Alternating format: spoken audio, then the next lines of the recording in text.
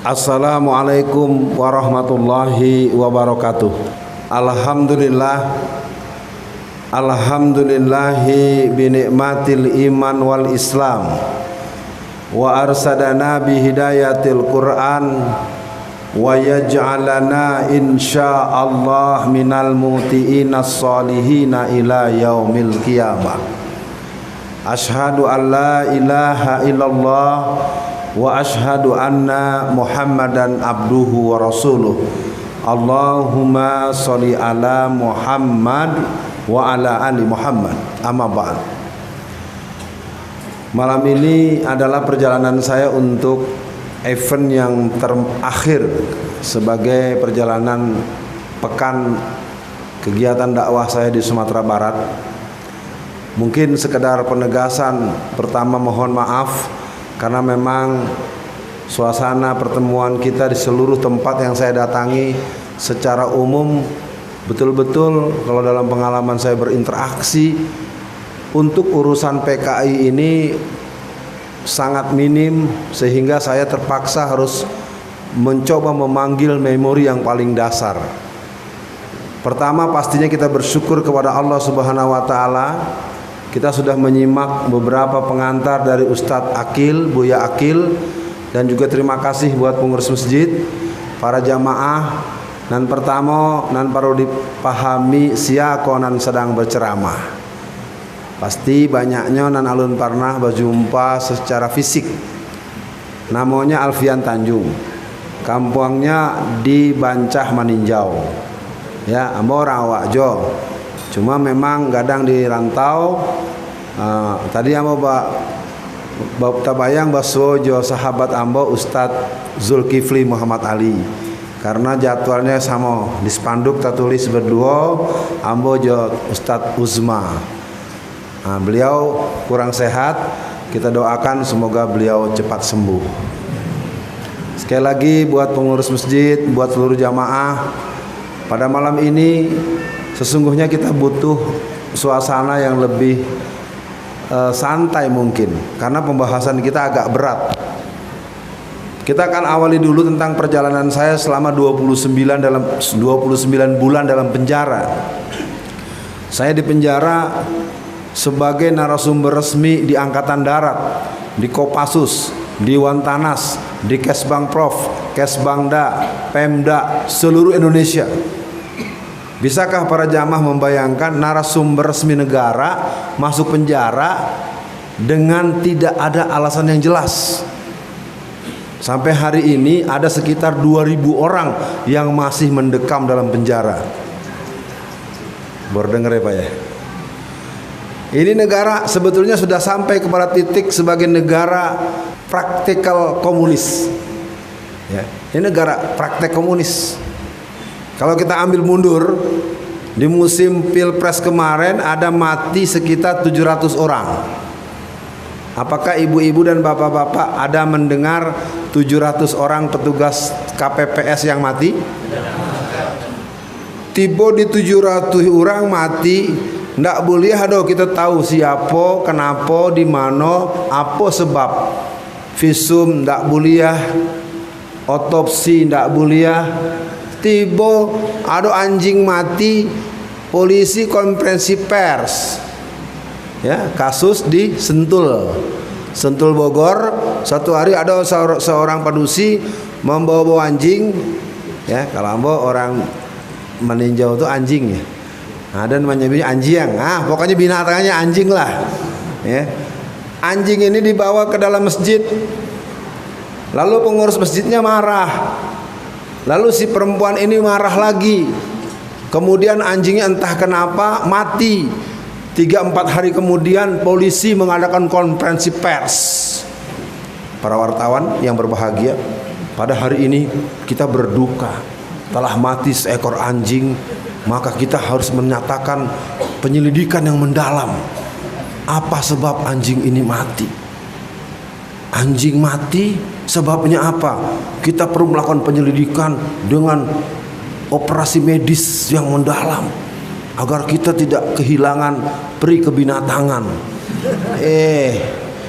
Orang mati 700 hendak jalesya nan membunuh ado. Kalau ada nan bertanya-tanya siapa nan membuat mati 700 orang ditangkap. Nah, Ustadz Rahmat Baikuni itu lebih dari 10 jam diinterogasi di kepolisian karena ia mengatakan bahwa yang mati itu diracun. Bukan saya yang bicara, Ustadz Rahmat Baikuni bicara begitu dalam sebuah ceramah. Besoknya ditangkap polisi. Di negeri ini kita memang kehilangan akal sehat. Ada orang naik Honda ndak pakai helm, tapi tiba mencangkuang di pematang sawah pakai helm.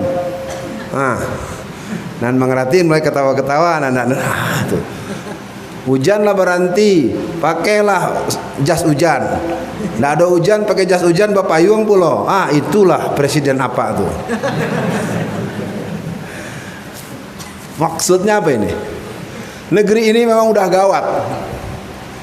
Kalau jamaah mau memahami hari ini, sebetulnya kita berbincang tentang menunggu saatnya bahwa kita akan melihat kembali berkibar bendera Palu Arit di mana-mana tempat.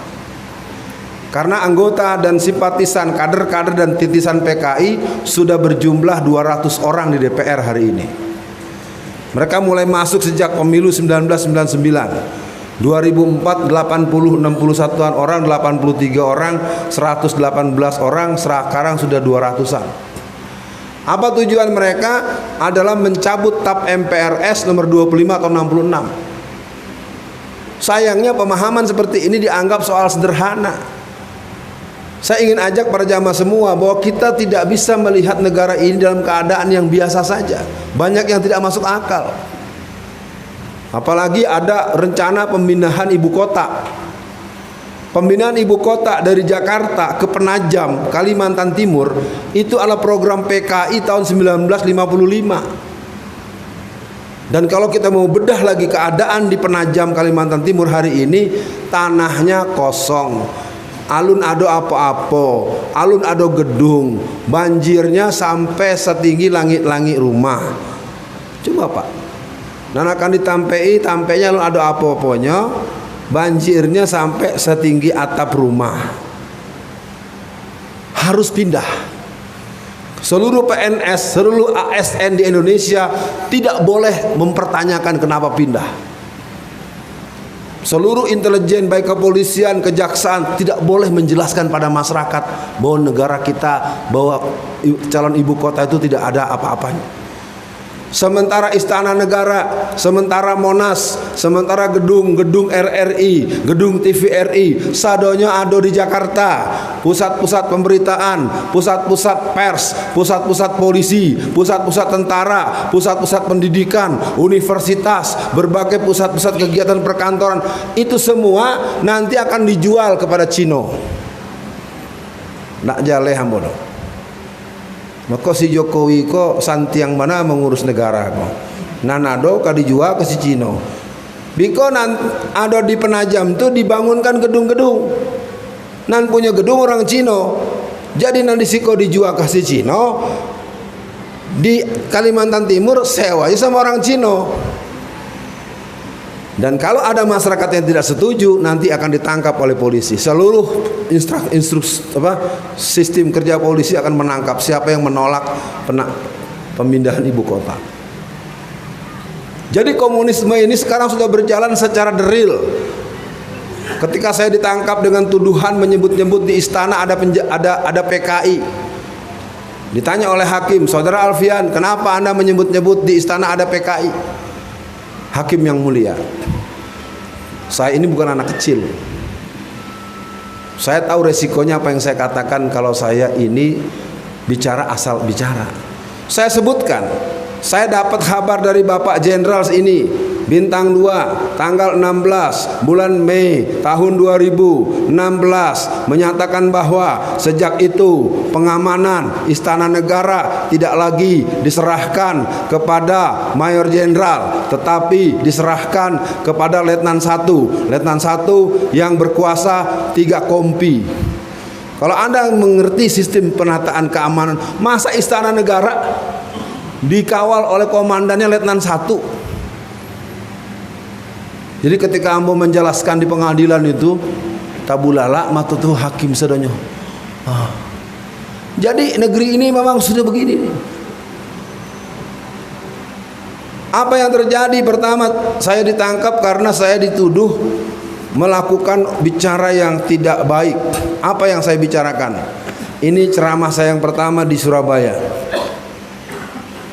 Judulnya menyelamatkan NKRI dari penjajahan Cina komunis. Saya terangkan bagaimana Cina itu menguasai tanah Indonesia dari ujung Aceh sampai Irian. 70% lebih sertifikat tanah Indonesia sudah di tangan para pengusaha dan para orang-orang Cina. Tidak bisa dibantah di pengadilan. Nah, akhirnya setelah terjadi proses persidangan sejak tanggal 16 Agustus, 23 Agustus, 30 Agustus, tiba di saat pembacaan putusan sela. Jadi kalau ada sarjana hukum di sini kok pasti mengerti. Kalau orang dipanggil, antum mempersoalkan saya, lalu saya ditangkap, diproses penyidikan, maka ketika sidang hari pertama yang mengadukan saya harus hadir. Mungkin hadir, lalu kemudian saya memberikan pembelaan dalam bentuk tertulis namanya pledoi. Setelah pledoi itu dikenal dengan istilah eksepsi. Eksepsinya kemudian disidangkan pada sidang keempat. Setelah mempelajari seluruh jawaban di putusan proses pengadilan di awal-awal persidangan, ternyata saudara Alfian seluruhnya dinyatakan diterima. Jadi apa yang Ambo jelaskan tentang kok hakim tuh menerima. Artinya apa? Sidangnya harus dihentikan. Tetapi tetap baru keluar berapa langkah dari Medaeng Surabaya, ternyata di luar penjara itulah banyak polisi bersenjata. Lalu Ambo ditangkap lagi, dimasukkan lagi ke mobil. Di dalam saya tanya sama polisi, emang gua salah apa lagi? Nggak ngerti Ustadz, kita mah mengikuti perintah aja. Bayangkan, ini yang pertama. Yang kedua, kasus yang kedua, ketika ada wawancara di sebuah stasiun televisi yang bernama LaTV tahun 2002, orang yang bernama Ripka Ciptaning mengatakan bahwa yang memilih PDI Perjuangan 15 juta orang adalah keluarga besar dan keturunan PKI. Di penghujung akhir wawancara, dia mengatakan bahwa sekarang sudah bertambah, maka yang memilih PDI Perjuangan pada pemilihan umum sejak tahun 1999 dan seterusnya sekitar 20 juta orang PKI. Yang bilang begitu Ripka Ciptaning, bukan saya. Lalu saya memberikan apresiasi bahwa 85% yang menjadi simpatisan dan memilih dan mencucuk PDI Perjuangan itu adalah PKI. Yang wawancara di televisi tidak ditangkap, Ambo dan mengutip tulisannya dan ditangkap. Apa akhirnya kata persidangan? Setelah melalui rangkaian persidangan, saudara Alfian alias Alfian Tanjung dinyatakan tidak sesuai dengan tuntutan, sangkaan dan pasal yang disangkakan. Ayat 2, barang siapa orang yang menyampaikan sesuatu dan itu berbaik untuk kepentingan bangsa dan negara tidak termasuk kriminal, maka dengan ini saudara Alfian alias Alfian Tanjung dinyatakan bebas. Apa tahu berapa vonis Ambo dua-duanya? Sampai tahun. Permintaan dari si Pinocchio itu 8 tahun. Tahu Pinocchio? Ya, pokoknya yang pakai helm di sawah. Nggak ngerti gua nih, ya. Ampun deh. Kayak nggak ada orang lagi di negeri kita ini. Orang Saongeh itu jadi presiden. Orang Sumatera Barat kemarin katanya 88% milih Jokowi ya. Oh salah, terbalik. Tapi jangan gembira dulu. Kita pun sekarang nggak diurusin sama si Prabowo. Dia malah jadi anak buah Jokowi sekarang. Kasihan deh lu. Ya. Itulah karena kita memang tidak menyiapkan kader-kader politik. Ya. Dalam perjuangan sebenarnya agak pahit kalau saya katakan. Jangan pernah hidup meminta tolong pada musuh. Meminta tolong orang nak jaleh sembayangnya. Orang nak jaleh akidahnya. Siapapun namanya. Walaupun Bang Yusril telah jelas-jelas menyampaikan Kita marah dengan Yusril, Bapulo ceritanya Yusril menyuruh-nyuruh keluarga Masyumi untuk memilih PKI dan menjadi orang nomor 1 di Republik ini. Ya, wah, Ustadz kalau ceramah begini bermasalah lagi nih. Survei membuktikan bahwa memang ada Kongres PKI yang terakhir.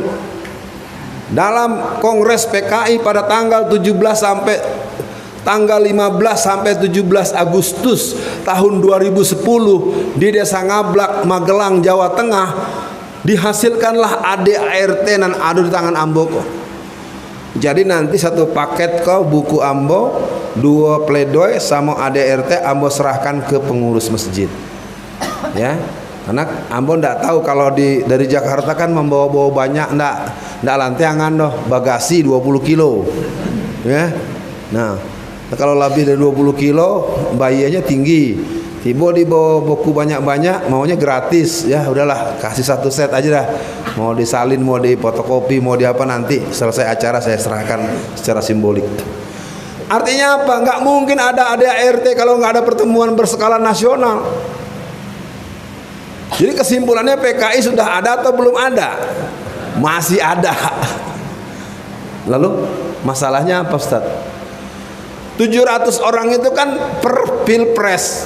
Ayo kita tarik awal 2018. 2018 sejak bulan Januari sampai Februari ada 41 ustadz dan guru-guru mengaji kita dari ujung Aceh sampai Tangerang Selatan. Adonan talingonya digunting. Adonan bibirnya itu dibelah jo pisau pak ini kalau tukang daging yang di pasar tuh. Setiap orang-orang nan babu esa itu seperti itu, selalu polisi cepat-cepat mengatakan dia orang gila.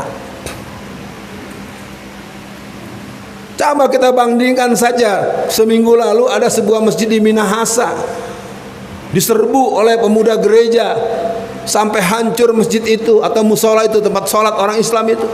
Dengan cepat polisi memanggil para ulama agar memberikan maaf. Coba kalau gereja yang dihancurin, nan babue 2 orang, nan ditangkap 60 orang. Ya, jadi segala pemahaman buat para jamaah semua. Hari ini ada yang aneh. Kita ini umat mayoritas tetapi dipaksa untuk membenci agama kita sendiri. Kita umat mayoritas tapi dipaksa untuk membenci ulama, mencintai hal-hal yang dilarang oleh Allah. Benteng pertahanan umat Islam sebetulnya semakin kuat. Oleh karena itu maka muncullah sekarang ada kerajaan Sunda. Ada kerajaan itu tandanya adonan merancang agar bangsa kita ini sebetulnya kehilangan orientasi tata negara. Kalau dalam ilmu politik, dalam ilmu hukum, mestinya orang-orang seperti ini yang ditangkap karena mereka makar. Tapi yang dituduh-tuduh Bang Kiflan. Apakah jamaah kenal dengan Pak Kiflan Zain? Pak Kiflan Zain itu sebetulnya tidak dalam keadaan menyenangkan karena beliau diancam hukuman mati. Baru dengar lagi kan? Saya juga sebagai teman dekat, sebagai junior beliau, sebagai adik angkatan beliau agak heran ya. Kok negara apa? Pak Kiflan Zain membuat nama bangsa kita sangat diacungkan jempol ketika bisa membebaskan rakyat Indonesia yang ada di Filipina. Bagaimana beliau membuat satu kekuatan pasukan pertahanan dan perlawanan terhadap gerakan pelajar dan mahasiswa komunis di awal reformasi. Tapi apa yang terjadi memang pada hari ini, maka pilihannya adalah mari semua kita menyadari kita tidak boleh melupakan Allah mengajarkan kepada kita wal mu'minin wal mu'minatin kal bunyanuhum yasluhum ba'duhum ba'd. Ayo kita bersatu. Jangan sampai kita membiarkan situasi tahsabuhum jami'a wa qulubuhum satta. Kau lihat mereka seolah-olah bersatu padahal hati mereka terpecah belah. Kita harus menyadari betul kekuatan umat Islam itu ada di seluruh Indonesia. Cermin tampilannya adalah dari barisan 212. 212 itu jumlah yang hadir pada tanggal 2 Desember 2019 itu di atas 5 juta orang. tetapi di televisi tidak ada berita. Yang ingin saya acungkan jempol, Sumatera Barat tidak pernah absen, selalu ada. Muhammadiyah dari Aceh sampai Irian hadir di Monas. NU garis lurus hadir di Monas. Yang garisnya tidak lurus nggak tahu. Jadi pada malam ini kita perlu melakukan satu proses refresh. Yang jelas kita tidak pernah boleh kehilangan semangat, ya, karena kita punya pedoman yang ada dalam Al-Quran, dan Quran memberikan pelajaran banyak buat kita. Wala tahinu wala tahzanu in kuntum a'launa mu'minin. Jangan kecil hati, jangan ciut nyali kalau engkau betul-betul orang yang beriman. Jadi malam ini saya akan mencoba menuntaskan dulu ada apa dengan gerakan PKI di Indonesia. Hari ini ngomong PKI, emang PKI masih ada? Itu dan Naco Ambodanga di Madima, di kampus misalnya, di tempat Ambo Maja, kan adonan doktor ahli sejarah, ada guru besar ahli sejarah, guru besar sejarah. Di grup WhatsApp dosen, udahlah jangan banyak ngomong, nggak usah bilang-bilang ada PKI segala. Saya pakai bahasa Betawi ini, hei jangan banyak bacot. Kalau lo pengen tahu PKI ada apa enggak, hadapin gue. Mau di TV mana? Lo mau satu-satu atau mau semua? Kawan-kawanan sama-sama kawan-kawanan pemahaman situasi. Tuh kan Ustaz, kalau ditantangin gitu nggak berani. Debat di Jack TV, satu stasiun televisi besar di Jakarta. Ada seorang profesor doktor yang bernama Amal Tamagola. Nggak ada komunis, nggak ada PKI, itu nggak ada.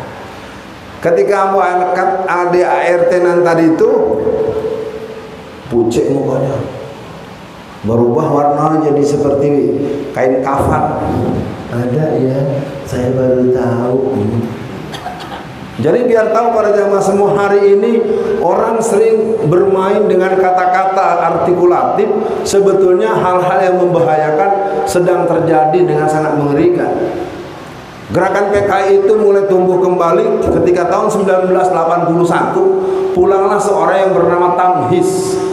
Seorang Tamhis kemudian bergerak disongsong dengan gerakan dari luar oleh Karmel Budiarjo. Karmel Budiarjo bersama dengan anak-anaknya Aidit yang bernama Ilham dan Ibra Ruri Aidit, disambung lagi dengan dua orang doktor sosiologi politik alumni Perancis, suami istri, dia yang menghidupkan kembali Partai Komunis Indonesia, disambut dengan yang tua-tua seperti Suar Suroso,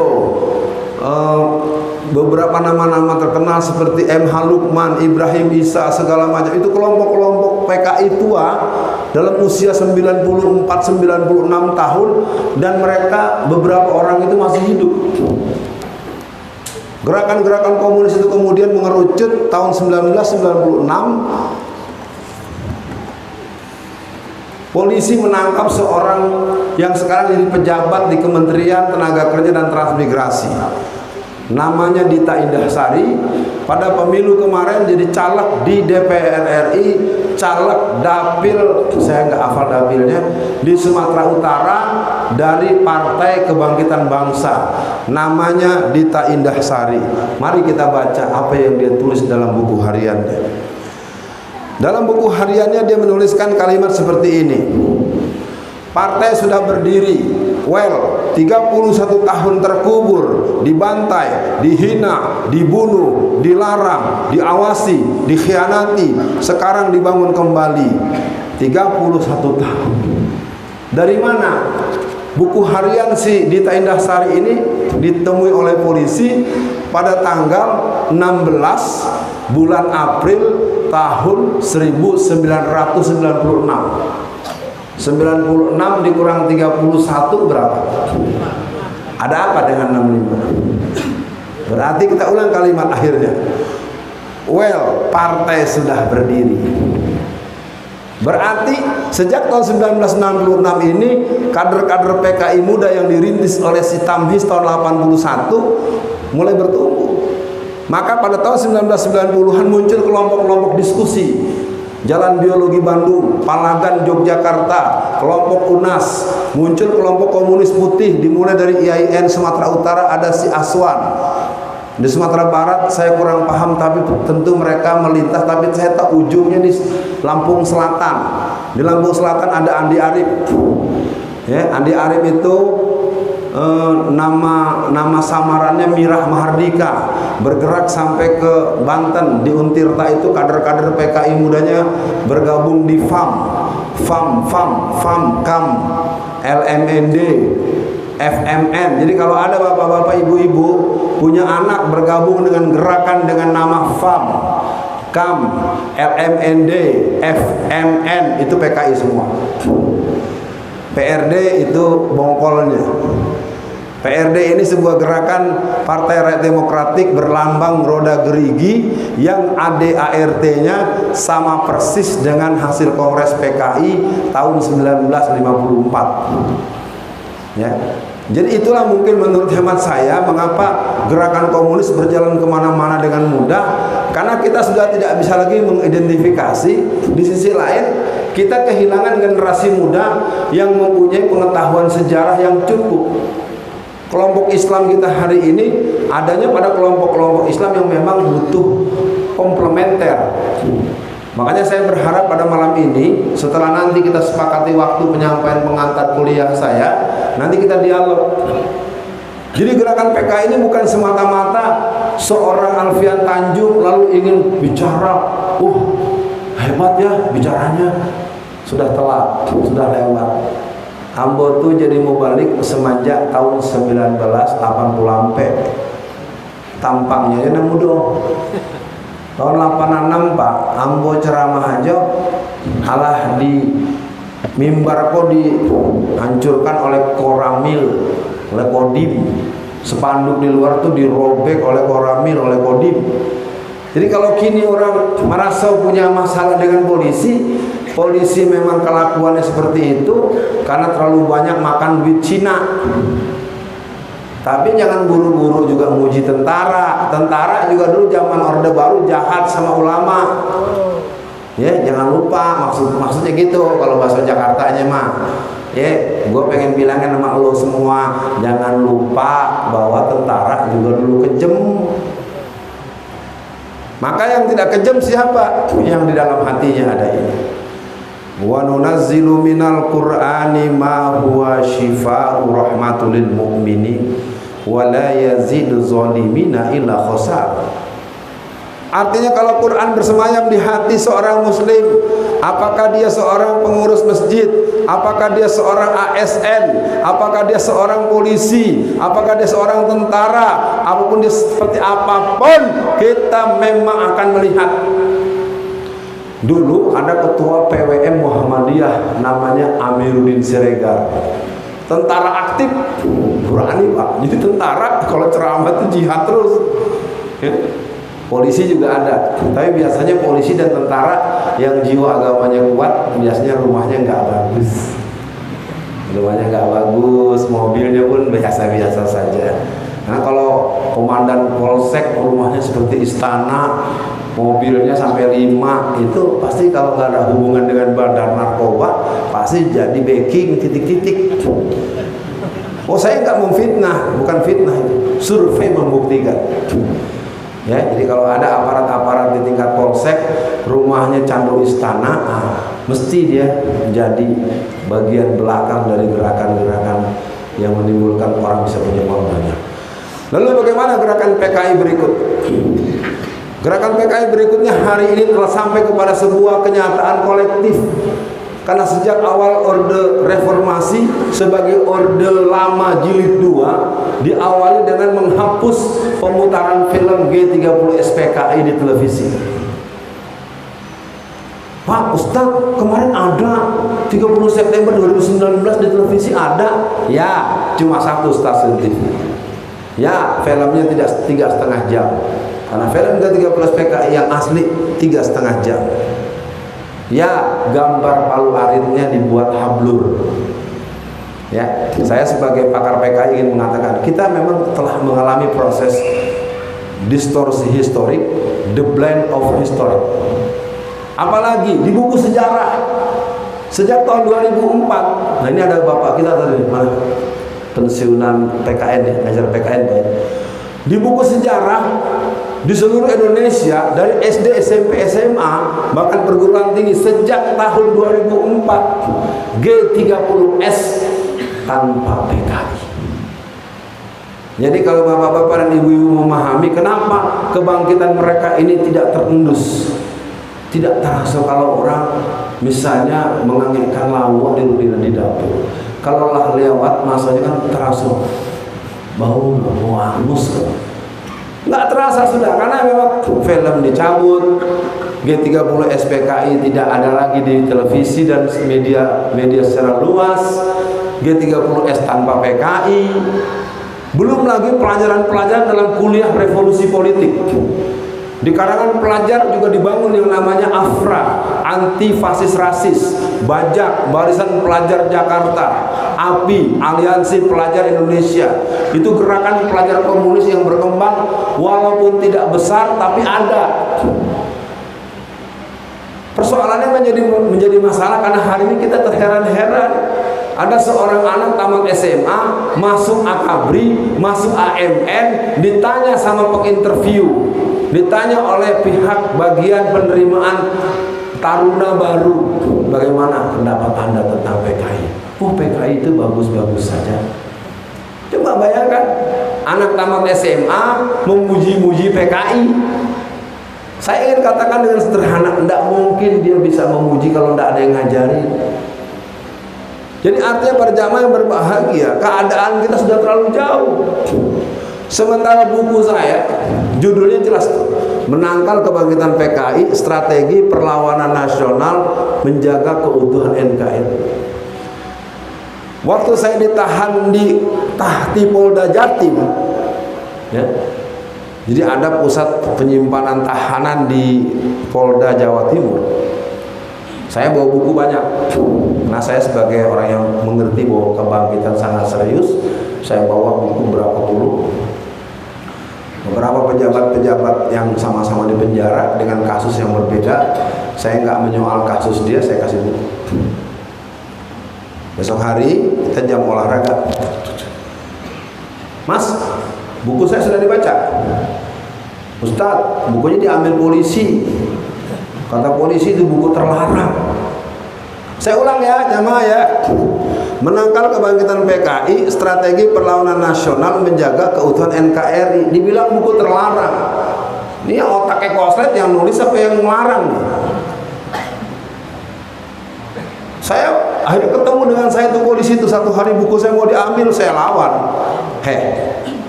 Anda kok jadi seorang polisi tolol, saya bilang. Dari mana buku saya, buku terlarang, udah baca belum? Nggak ngerti Ustaz. Kalau nggak ngerti bilang terlarang, goblok nih. Ya.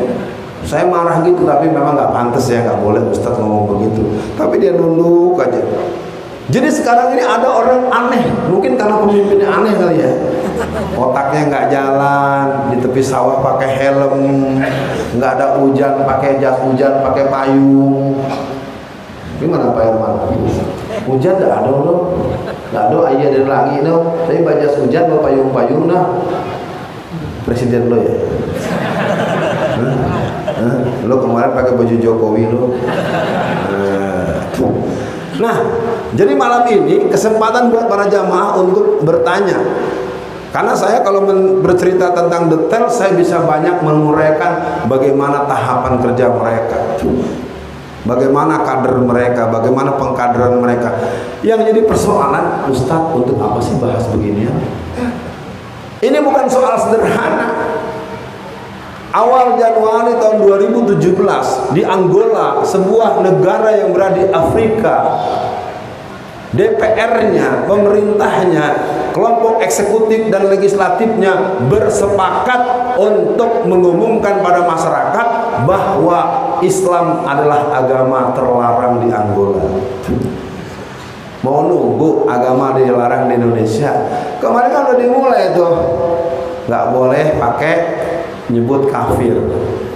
Jadi kafir diganti dengan non muslim. Nanti baca Quran, qul ya ayyuhal non muslim. Astagfirullahaladzim. Nih jangan main-main ini. Lihat saja Menteri Agama ngomongnya kayak gitu. Khutbah Jumat nggak pakai salawat Nabi. Nah, ini gimana urusannya? Bisa jadi Menteri Agama, bisa khotib Jumat, tapi rukun khutbahnya nggak bisa. Saya nggak tahu lagi. Saya bukan orang yang lebih secara ilmu dalam konteks tafakuh fiddin, tapi kan itu dasar-dasar sederhana.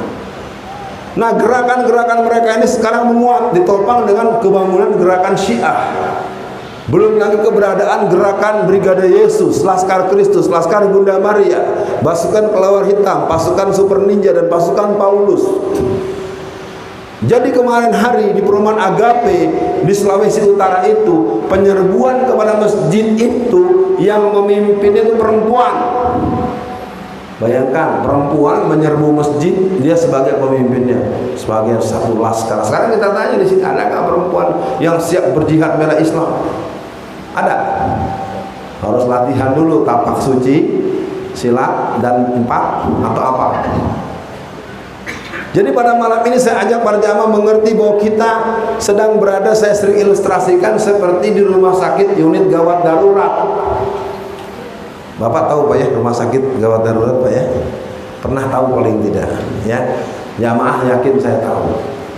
Kalau kita masuk unit gawat darurat, di dalam rumah sakit itu, di dalam bangsal itu ada orang yang tangannya patah, ada yang kepalanya pecah, ada yang matanya apa tuh melocot sih kalau bahasa Betawi itu ya, karena tertumbuk matanya. Ada yang perutnya robek. Sekarang saya tanya pada jamaah, kalau seorang dokter masuk ke dalam rumah sakit yang isinya pasien dengan berbagai keadaan yang begitu, apakah dia bilang, oh yang paling bermasalah adalah yang tangannya patah? Mudah-mudahan jamaah mengerti maksud saya. PKI bukan satu-satunya masalah di negeri kita, tapi jangan bilang PKI bukan masalah. Karena coba mendengar orang itu, siapa ustadznya? Alfian Tanjung. Paling PKI lagi. Ini ustadz PKI itu. Nah, jadi malam ini saya ingin ajak para jamaah, bapak-bapak, ibu-ibu terutama, baik yang kaum muda maupun yang tua. Kalau yang tua lain-lain. Alfian, bara umuran bara gini. Jadi Pak, kalau orang yang tidak lahir pada zaman gerakan PKI 48, tahun PKI tahun 65, tidak boleh ngomong PKI. Sekarang sama saya tanya, ada berapa ustadz di sini? Tunjukin sama saya, ada berapa ustadz? Ada Ustadz Akil. Ustadz Akil pernah nggak diminta ceramah Maulid Nabi? Pasti pernah kan? Emang Pak Akil pernah hidup zaman Nabi? Masuk nggak? Maksudnya begini, jangan ngomong PKI karena saya tidak ada di zaman PKI itu terjadi, lalu saya dibilang nggak boleh ngomong. Inilah salah satu kelemahan orang tua di kalangan nasionalis, di kalangan agamis, suka apa namanya ya, membuli non junior. Beda sama orang PKI. Kenapa kader-kader PKI banyak di DPR?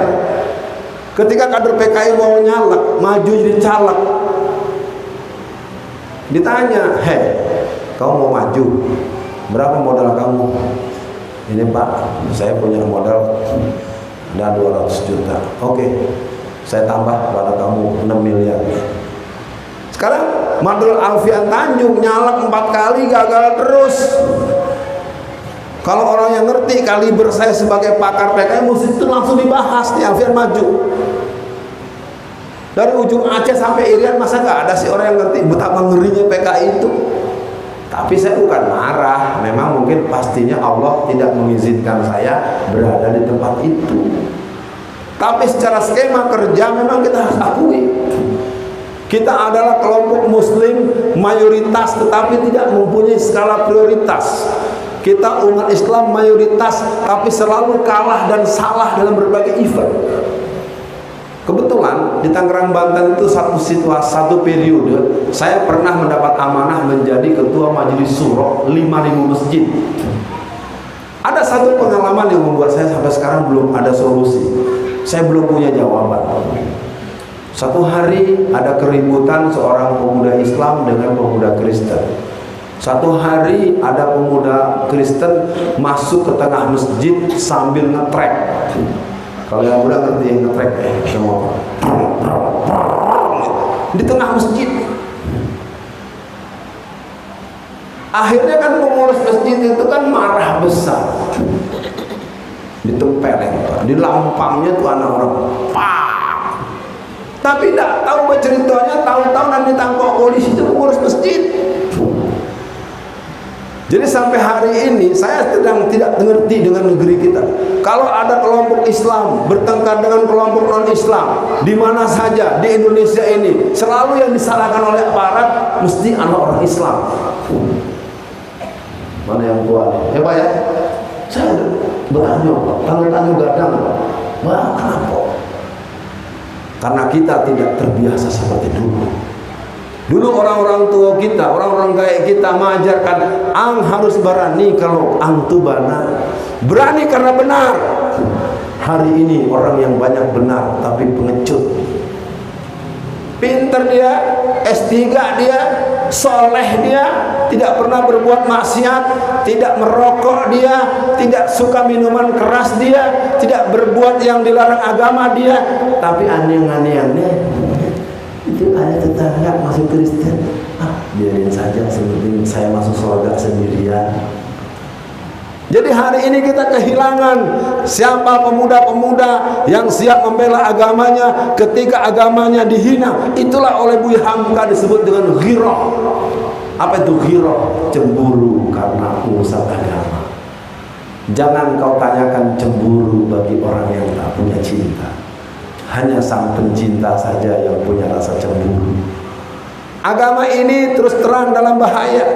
Gerakan kristenisasi merajalela, pemurtadan terjadi di mana-mana. Kalau Buya Akil ini membuat sebuah yayasan, lembaga, penampungan, pesantren, apapun untuk urusan-urusan para mu'alaf harusnya dibantu.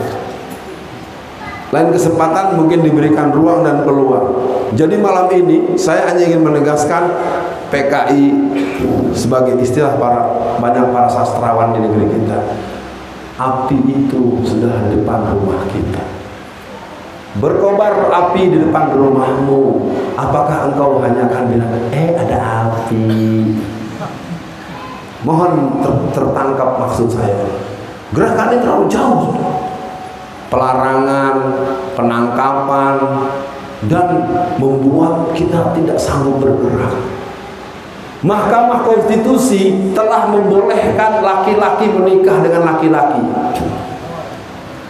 Terus terang saja. Korbannya adalah bapak kita, sama-sama orang awak juga, Bang Patrialis Akbar. Inyo adalah salah satu hakim konstitusi. Sewaktu ia termasuk orang yang menolak untuk dimasukkannya pembolehan menikah laki-laki dengan laki-laki. Buahnya satu, kita lihat kasus di London, si Reinhard Sinaga. Ada mendengar itu para jamaah? Ibu ada mendengar? Reinhard Sinaga itu telah melakukan pemerkosaan kepada anak laki-laki yang remaja, yang belia, yang muda, yang SMA, yang mahasiswa kelompok baru. 194 orang. Pemerintah Inggris sangat kecewa. Itulah dia putra Pancasila, Reinhard Sinaga. Ya. Sekedar jamaah mengerti bahwa hari ini negara kita sedang menunggu melihat buahnya. Di mana-mana kita melihat keadaan. Belum lagi kalau kita buka bab narkoba. Narkoba sekarang dalam pengalaman saya 29 bulan dalam penjara, setiap tahun itu masuk 250 ton. Pak, 250 ton setiap tahun. Utang masuknya lewat mana? Masuknya resmi. Yang kawal seragam coklat, yang nerima seragam biru, yang pegang senjata seragam hijau, yang ngomong ditangkap. Jadi kalau mau tahu negeri ini dirusak oleh, kalau kata pepatah itu paga makan tanaman. Jadi para jamaah yang berbahagia, negeri ini memang sudah hampir tenggelam. Tak salah ucapan Pak Prabowo beberapa waktu yang lalu. Tapi kita punya Allah. Kita tidak akan pernah melihat perjalanan itu, bahwa dulu Belanda punya mau apa-apa, tapi Belanda tetap tidak bisa pergi dalam keadaan memberikan benih-benih Kristen, tidak bisa. 350 tahun kita dijajah, tapi ketika kita merdeka pada tanggal 9 bulan Ramadan tahun 1369 Hijriah, hari Jumat jam 10 pagi, kita merdeka masih 90% Muslim. Justru warga muslim kita berkurang setelah G30 SPKI, karena sejak tahun 1967 sampai 1971 sebanyak 7 juta orang-orang muslim yang jadi kader PKI, yang jadi pengurus PKI, yang jadi simpatisan PKI dengan sukarela pindah agama kepada Kristen. Makanya kebangkitan PKI hari ini tidak ada lagi satuan aksi dari kelompok Kristen. Kalau dulu ada Kosmas Batubara, ada Harican Silalahi, ada GMKI, ada GMKI. Sekarang HMI-nya aja nggak kelihatan, PII-nya aja entah kemana. Saya yakin di ruangan ini ada yang dulu pernah di PII kan, pelajar Islam Indonesia. Siapa yang pernah di PII dulu? Nggak ada. Anda ya, Bapak pernah PII Pak ya? Bapak pernah juga ya? Kalau anak PII itu pasti punya ikrar bahwa kami para kader pelajar Islam Indonesia senantiasa akan membela kepentingan Islam dan umat Islam dalam situasi dan tempat dan keadaan yang bagaimanapun juga. Betul Pak? Sekarang anak PII-nya mana? HMI-nya mana? Jadi kita hari ini kehilangan generasi muda yang lahir dari perut daripada pergerakan umat Islam. Kalau saya menganjurkan, mari kita tarik saja garis benang hijaunya. Malam ini saya coba jedakan karena jam 8:30 sudah lewat. Saya akan beri kesempatan tanya jawab. Paling tidak gerakan komunis di satu sisi, operasi politik untuk melemahkan kita di sisi lain. Karena pilkada serentak tanggal 23 September 2020 adalah pilkada serentak yang terakhir. Ini sebenarnya saya semakin bicara ini, semakin hati saya semakin merintih. Karena saya pelajari masyarakat nggak peduli dengan pilkada, apalagi orang Sumatera Barat. Capek-capek menangin Prabowo-nya jadi anak buah Jokowi. Jadi saya himbau jangan mundur. Prinsipnya pertama, besok tanggal 23 bulan September 2020 kita mesti punya gubernur baru. Setuju? Ya iyalah, Pak Irwan Prayitno apapun bahasannya sudah 2 periode. Jangan dibahas bahwa dia nerima tamu Cina. Jangan dibahas bahwa dia ngajak kumpul-kumpul di bandara, itu urusan dia. Apapun Bang Irwan sudah pernah berbuat, kekurangannya tanggung jawab dia di dunia akhirat. Tapi besok akan ada gubernur baru. Siapa gubernur baru kita?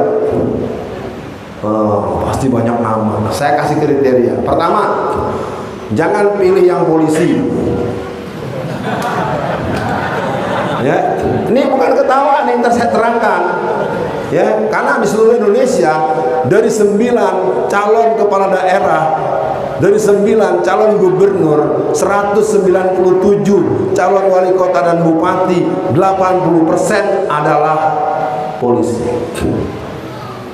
Nanti saya terangkan ya, mudah-mudahan setelah saya tuntaskan soal pilkada serentak dan tahun 2004 seperti apa. Jadi saya bicara politik malam ini, politik strategis, bukan politik pribadi, bukan politik partai tertentu, tidak. Pemilu 2024 itu selesai. Yang akan jadi presiden, semoga analisa saya keliru, yang akan jadi presiden adalah Tito Karnavian. Mudah-mudahan saya salah. Mari kita lihat.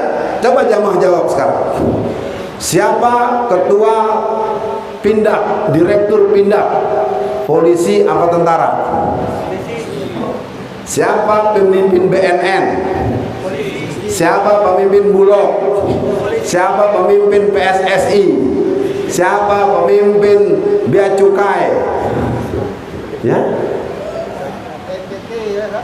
Iya, sedoyo. BNPT.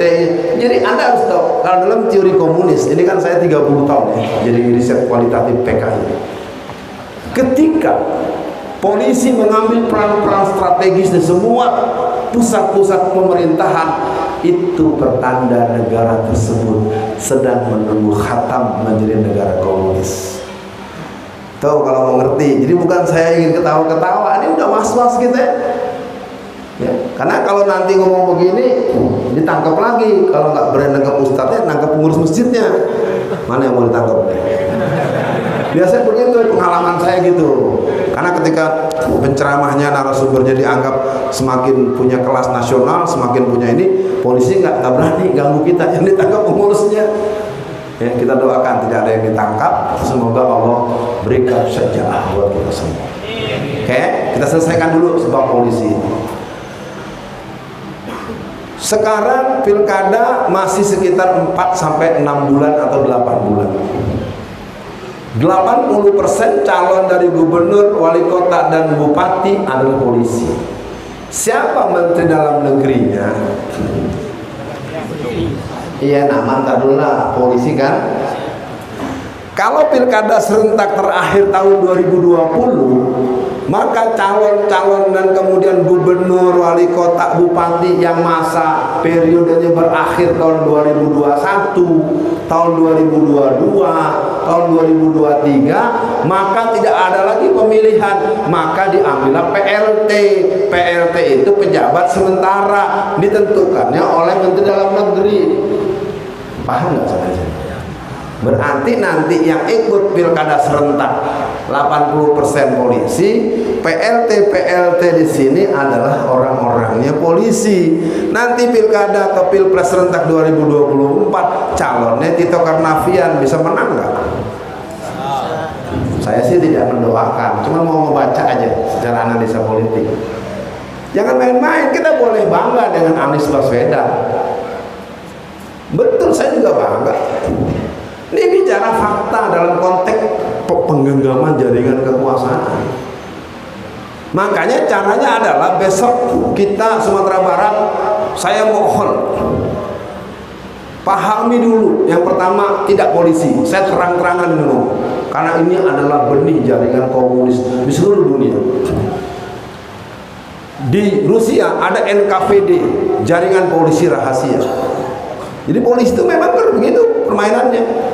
Lagi kalau mau kita balikin, masa polisi aktif nyalon, itu udah melanggar undang-undang, Pak. Tapi kita nggak boleh nanya, Anda ini wasit atau pemain?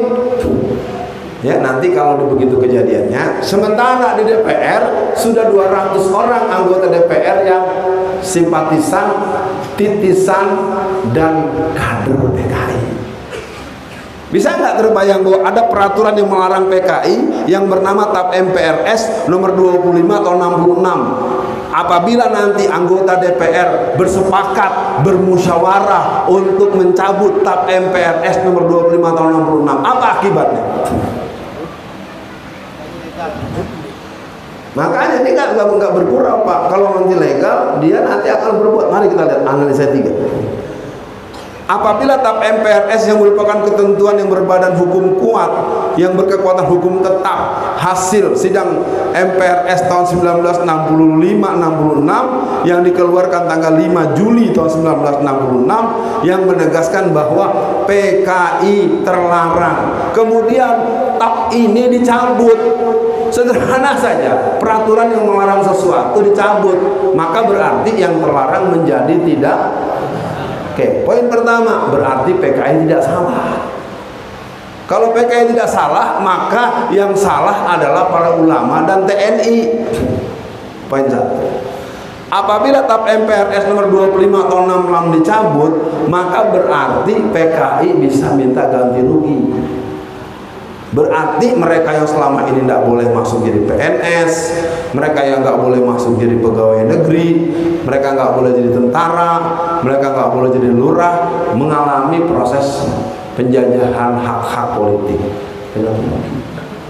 Kapan mereka lakukan itu? Mereka sudah datang ke Pengadilan Negeri Jakarta Pusat bulan September tahun 2005. Sekitar 500 kader PKI asli yang usianya 70 tahun, 80 tahun mendatangi Pengadilan Negeri Jakarta Pusat bulan September tahun 2005 dari Ngawi, dari Kediri, dari Magetan, dari Blitar, dari Madiun, dari daerah basis-basis PKI.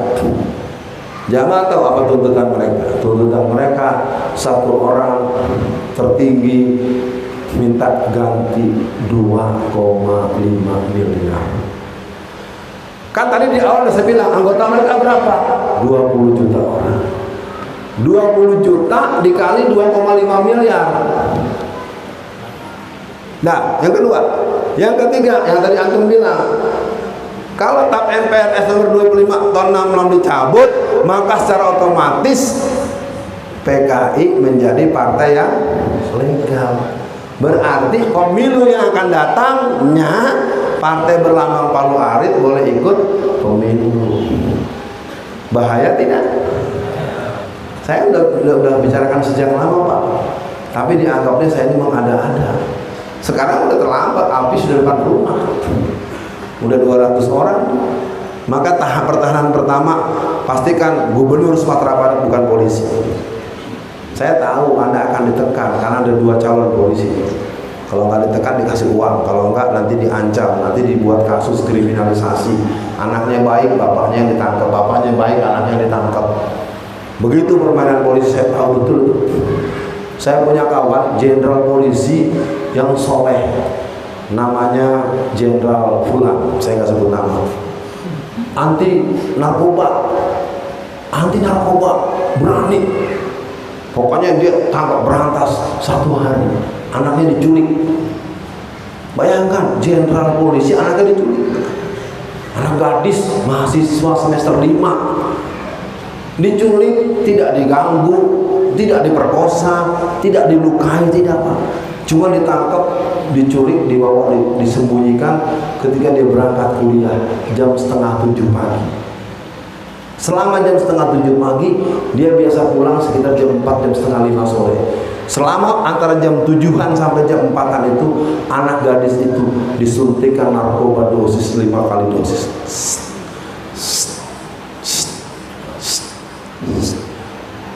Menjelang maghrib, diantarkan ke rumah dalam keadaan overdosis. Tetangga kan bilang apa? Bapaknya anti narkoba, anaknya narkoba. Tetangga kan nggak tahu menahu bahwa itu operasi kontra intelijen dari para bandar dan mafia narkoba. Ya, jadi saya katakan buat negara, semua jamaah, negara ini dalam bahaya. Generasi kita dirusak dengan yang namanya narkoba. Narkoba masuk 250 ton tiap tahun. Saya berani bicara karena saya tahu.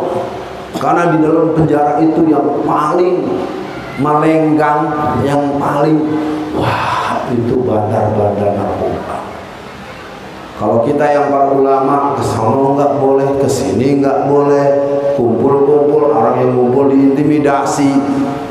Ya, saya di penjara itu mengalami situasi tempat kerjaan. Saya paling nulis, baca, melancarkan, menambah hafalan semampu saya. Nah, ada beberapa buku-buku saya yang belum terbit tapi sudah selesai saya buat.